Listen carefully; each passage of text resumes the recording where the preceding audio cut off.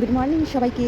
তো আমি অনেক কাজ করেছি সকাল থেকে, আর খুব খিদে পেয়েছে, তো তাড়াতাড়ি করে নিজের জন্য ভাত আর ঢ্যাঁড়স, যেটা তাড়াতাড়ি হয় আর কি, ঢ্যাঁড়স আমি কী করছি, শস্য বাটা দিয়ে তাড়াতাড়ি করে বানিয়ে নিয়েছি। তখন আমি খাবো, তখন আমি ঘেমে গেছি খুব। আর এখানে আমি ভাত নিয়ে নিয়েছি গরম গরম, আর ঢ্যাঁড়স করছি, মানে তাড়াতাড়ি করে নামিয়ে গরম গরম খেতে শুরু করে দিয়েছি। গরম গরম খেতেও ভালো লাগে বেশ গরম।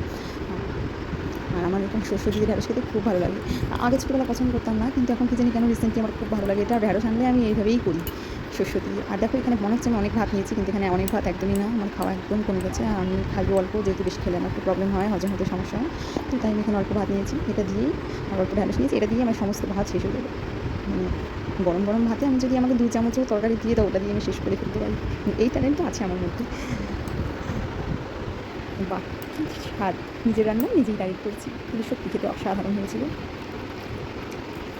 আর সকাল থেকে আমি এত কাজ করি, সকাল আমার ছেলে থাকতে আমি অনেক কাজ করে ফেলি। আর আজকে তো তাও সানডে, কালকের থেকে তো আমি